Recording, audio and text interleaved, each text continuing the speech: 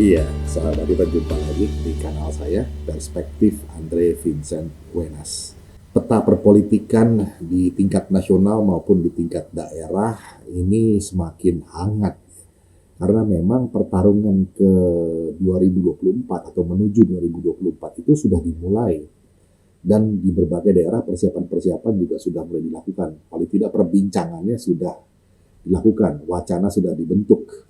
Nah, ini ada catatan menarik dari Bapak Markus Laurang, seorang mantan anggota DPR RI, seorang politisi senior, dan juga sekarang jadi pemerhati juga masalah teknologi, utamanya soal nuklir.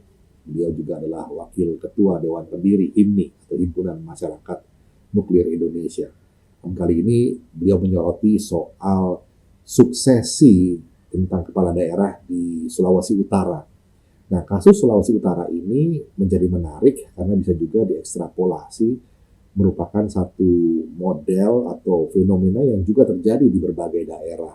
Nah, kita belajar dari kasus di Sulawesi Utara ini kali ini.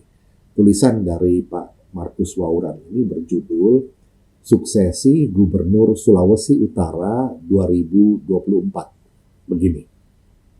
Sahabat, saat ini terasa dan terkesan kuat mulai ada persiapan untuk suksesi Gubernur Sulawesi Utara 2024 melalui percakapan terbatas dan tertutup, diskusi di media dengan menginventarisasi nama-nama calon, penampilan diri melalui berbagai media, dan lain-lain. Fenomena ini adalah satu hal yang wajar saja dalam dunia politik, apalagi menyangkut suksesi Gubernur Sulawesi Utara 2024 yang akan datang. Calon yang akan muncul harus mempersiapkan diri sedini dan sematang mungkin apabila hendak menjadi rival dan ingin merebut tahta kekuasaan dari PDI Perjuangan sebagai partai pemenang dalam Pilkada 2020 yang baru lalu. Sebagaimana diketahui, Pilkada Gubernur Sulawesi Utara pada Desember 2020, Bapak Oli Dondo Kambai SE, biasa disingkat dengan OD, dan Bapak Dr. Andes Stephen Kandau atau SK, keluar sebagai pemenang dengan suara mayoritas, mengalahkan dua Srikandi sebagai pesaingnya.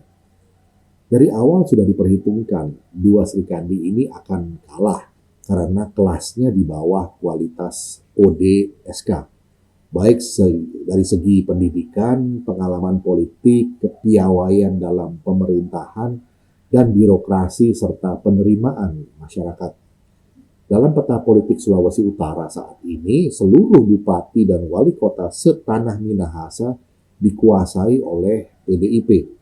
Mulai dari Kota Bitung, Minahasa Utara, Kota Manado, Kabupaten Minahasa, Kota Tomohon, Kabupaten Minahasa Selatan, dan Kabupaten Minahasa Tenggara. Di wilayah Kabupaten Bolaang Mongondo Selatan dan wilayah Kabupaten Sitaro, itu singkatan dari Siau, Tagulandang, Biaro, masih dijabat oleh pejabat dari PDIP. Menjelang Pilkada 2024, maka ada wali kota dan bupati yang akan berakhir masa jabatannya.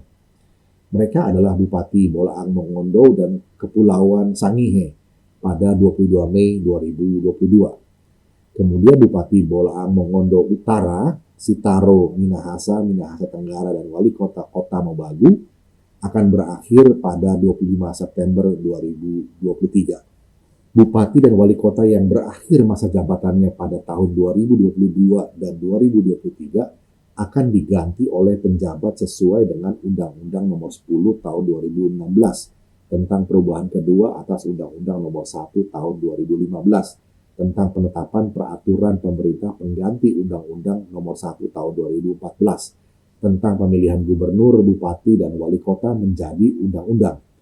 Pasal 201 ayat 9 yang berbunyi sebagai berikut.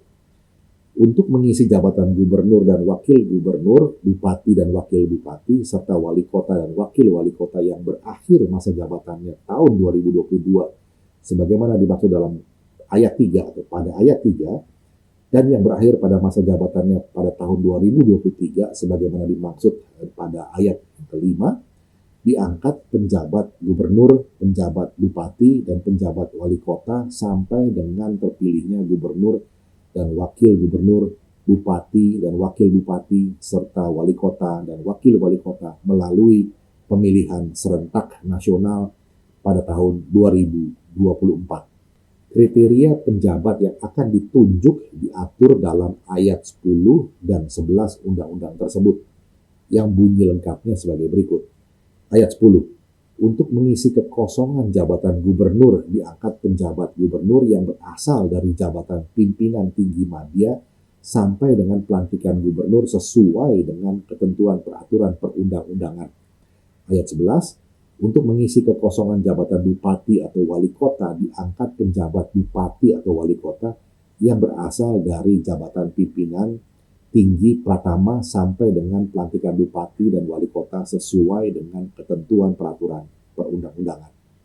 Sesuai dengan ketentuan tersebut, maka bupati dan wali kota yang masa jabatannya berakhir pada tahun 2022 dan 2023 akan diganti dengan penjabat atau bupati wali kota yang berasal dari ASN dan pejabat pimpinan tinggi pratama. Nah, pasti yang berperan untuk menentukan orang-orangnya sesuai dengan persyaratan tersebut adalah gubernur sendiri, di mana prosedurnya diusulkan oleh gubernur kepada Menteri Dalam Negeri untuk disahkan. Gubernur dalam memilih orang yang akan menjadi penjabat bupati dan wali kota tersebut tentu yang dipercaya serta setia untuk membantu dan mengamankan kebijakan dan programnya di daerahnya, termasuk untuk kepentingan pilkada bupati dan wali kota. Terkait pilkada serentak, Menteri Dalam Negeri Muhammad Tito Karnavian dalam rapat dengan Komisi 2 DPR RI tanggal 15 Maret 2021 menegaskan pelaksanaan pemilihan kepala daerah atau pilkada serentak tahun 2024 dilaksanakan konsisten sesuai dengan Undang-Undang Nomor 10 Tahun 2016. Undang-undang ini kita ikuti, katanya. Kita jalankan untuk pilkada tetap dilaksanakan di tahun 2024. Kita bisa revisi setelah kita laksanakan, bukan sebelum kita laksanakan. Begitu tegas Pak Tito.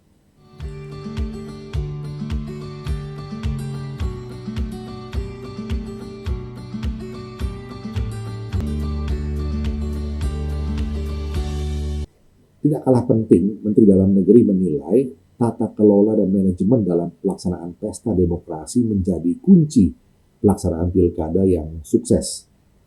Berkaca pada pilkada serentak tahun 2020 yang dilaksanakan dalam situasi pandemi COVID-19, pelaksanaan pilkada terbilang sukses dan dengan mencatatkan partisipasi masyarakat dan tingkat kepatuhan terhadap protokol kesehatan yang tinggi. Belajar dari pilkada tahun 2020 ini, kita melihat bahwa kuncinya adalah tata kelola yang baik, manajemen yang baik, kerjasama dari semua stakeholder itu menjadi kunci. Sehingga jika akan melaksanakan pemilu di tahun 2024, kuncinya adalah kesiapan, simulasi, tata kelola, dan kemudian kerjasama semua stakeholders yang terkait, sehingga akan dapat dilaksanakan pemilu yang lebih lancar, aman, tertib, dan relatif rendah konflik. Begitu ujar Pak Tito. Penegasan ini disampaikan karena ada suara-suara untuk merevisi Undang-Undang Nomor 10 Tahun 2016 tersebut sebelum pilkada dilaksanakan.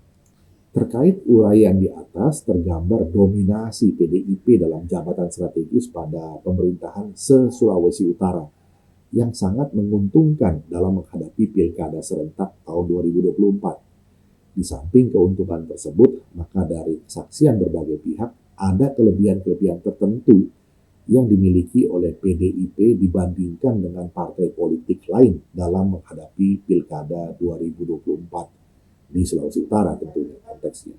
Kelebihan tersebut dapat dicatat sebagai berikut. Pertama, struktur organisasi dari tingkat DPD sampai dengan komisaris tertata rapih dan berfungsi.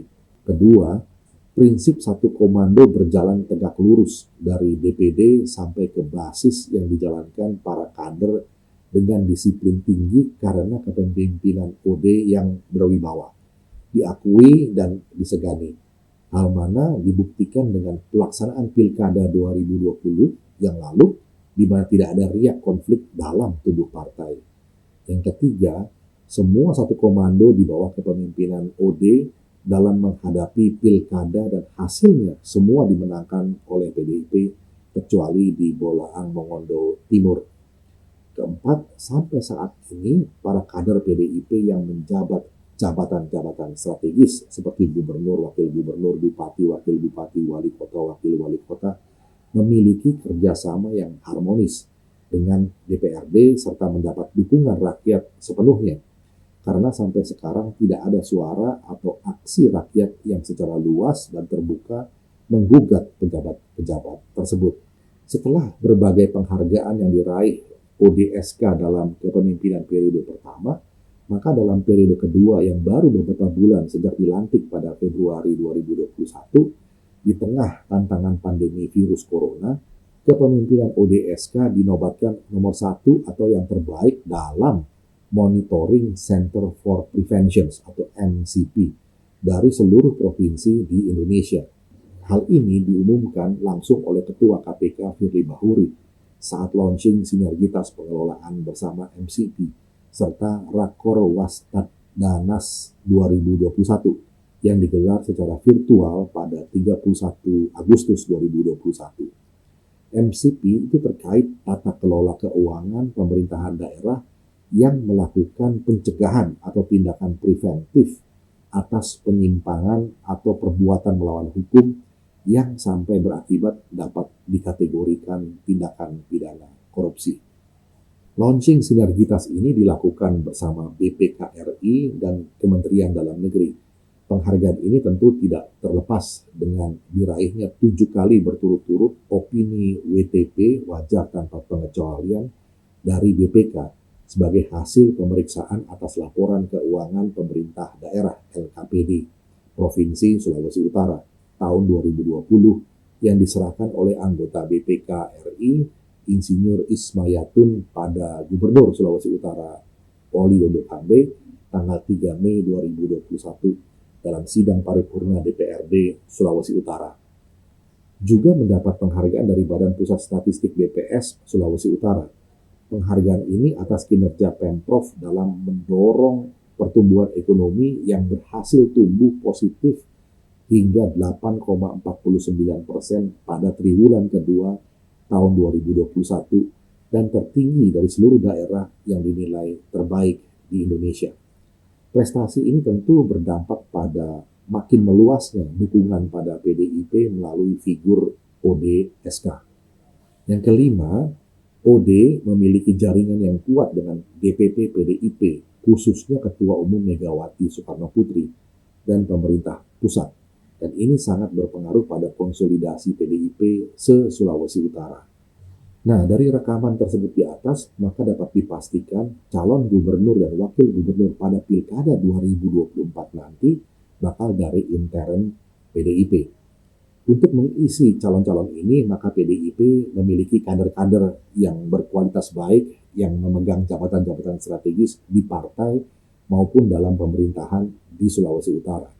Dalam penentuan ini, OD memiliki peran besar, baik sebagai Ketua DPD PDIP Sulawesi Utara maupun sebagai fungsionaris DPP PDIP sebagai bendahara.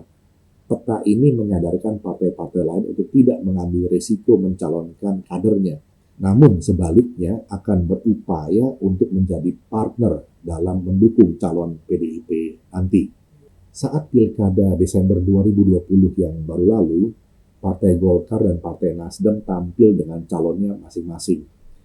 Namun saat ini nama Golkar agak tercemar karena kasus moral yang menghebohkan dari kadernya yang sampai saat ini belum ada penyelesaian tuntas. Kalau kasus ini terus masuk dalam ruang gelap, pasti akan sangat merugikan Golkar dalam Pilkada 2024. Harus diingat, kehidupan beragama di Sulawesi Utara sangat kental, apapun agamanya. Mereka tidak akan mentolerir untuk berpihak pada partai yang memiliki kader dengan kasus tersebut. Belum lagi dalam internalnya ada riak-riak sikap menentang dari para senior Golkar atas kepemimpinan DPD Golkar Sulawesi Utara. Demikian pula kader dari Partai Nasdem, pesaing dari ODSK pada Pilkada 2020 yang lalu. Saat ini pemimpinnya menjadi tersangka kasus korupsi yang sedang dalam proses persidangan. Jika nanti ada keputusan tetap pengadilan yang bersangkutan bersalah dan masuk penjara, juga sangat merugikan Partai Nasdem menghadapi pilkada nanti.